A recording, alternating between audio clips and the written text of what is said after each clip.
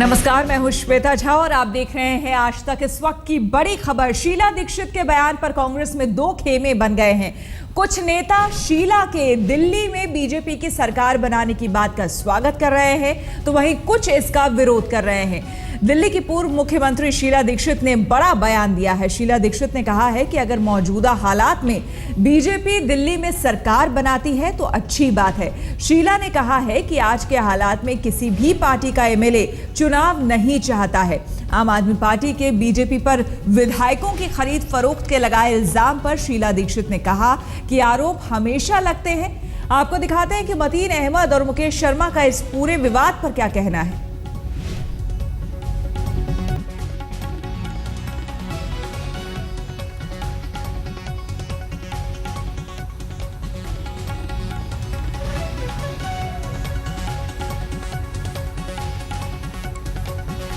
दिल्ली सरकार को लेकर जिस तरह से राजनीतिक सरगर्मी तेज है, उस बीच शीला दीक्षित का ये बयान काफी अहम रखता है। कुणाल हमारे संवाददाता हमारे साथ जुड़ गए हैं।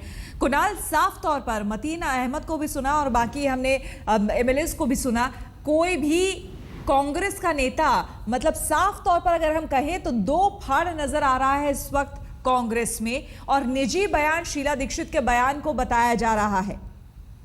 देखिए, जो शीला दीक्षित ने बयान दिया है वो अगर हम दिल की बात कहें कई सारे कांग्रेसी विधायकों की, तो इसमें गलत नहीं होगा, क्योंकि यही बात कांग्रेसी विधायक अंदर खाने, जब हम उनसे ऐसे बैठकर बात करते हैं तो वो कहते हैं कि अभी चुनाव में जाना किसी भी तरीके से उनके हित में नहीं है। तो हो सकता है कि पॉलिटिकली सही नहीं हो शीला दीक्षित का बयान, लेकिन जो विधायक चाहते हैं उस तरीके की बात है। और बात यहाँ पर कांग्रेस भी दोराहे पर खड़ी है। एक तरफ बीजेपी है, दूसरी तरफ आम आदमी पार्टी है। जो वोटों का नुकसान हुआ है दिल्ली में कांग्रेस को, आम आदमी पार्टी कांग्रेस का वोट बैंक अपनी तरफ ले गई है। इसलिए शायद जो शीला दीक्षित अभी बीजेपी पर सॉफ्ट नज़र आ रही हैं, आम आदमी पार्टी पर हार्ड नज़र आ रही हैं, उसकी भी सीधी सीधी वजह साफ दिखाई पड़ती है कि आम आदमी पार्टी की तरफ से अपनी तरफ वोट का ट्रांसफ़र कराया जाए, और इसके लिए वक्त भी चाहिए होगा। तो वक्त तभी मिलेगा जब बीजेपी की सरकार फिलहाल दिल्ली में बन पाए। बिल्कुल, कुणाल हमारे साथ बने हुए हैं। कुणाल, यहाँ पर अब जिस तरह से हमलावर हो गई है आम आदमी पार्टी कांग्रेस को लेकर, कहीं ना कहीं हो सकता है इस स्थिति से भी बचना चाहती थी कांग्रेस, इसलिए अपने पत्ते नहीं खोल रही थी। जब उपराज्यपाल ने राष्ट्रपति को चिट्ठी लिखी थी तब भी उनसे आप लोगों ने बात किया था, तब भी कांग्रेस की तरफ से यह कहा जा रहा था कि फिलहाल हम कुछ नहीं बोलेंगे, देखते हैं कि हरी झंडी गृह मंत्रालय की तरफ से मिलती है कि नहीं।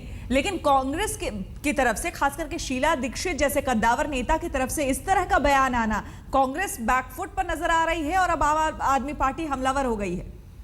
बिल्कुल, बहुत बेहद अटपटा सा से हालात हैं कांग्रेस के भीतर, क्योंकि कांग्रेस जो आधिकारिक तौर पर बयान देती है और जो उसकी आधिकारिक अभी स्ट्रेटजी है वो यही है कि हम चुनाव में जाएंगे, चुनाव बेहतर विकल्प है, न कि बीजेपी की सरकार बनना। अब शीला दीक्षित का जो बयान दिया है उसके बाद कांग्रेस को उस पर जवाब देना बहुत मुश्किल साबित हो रहा है। लेकिन आपने एक बात और देखी होगी, अभी जो बयान आप सुना रही थी कि बीजेपी अभी शीला दीक्षित के बयान को बहुत संजीदा बयान बता रही है। अभी 10 महीने पहले जब शीला दीक्षित मुख्यमंत्री थी तो कोई भी बयान शीला दीक्षित देती थी तो सबसे पहले जो हमलावर तेवर होते थे वो बीजेपी की तरफ से आते थे। तो ये एक बहुत बड़ा परिवर्तन है। ये सियासत में ऐसे परिवर्तन नहीं होता है, कई सारी चीजें बदल रही हैं। बिल्कुल, और जाहिर सी बात है कई मायने अब इसके निकाले भी जा रहे हैं सियासी गलियारों में। बहुत बहुत शुक्रिया आपका कुमार।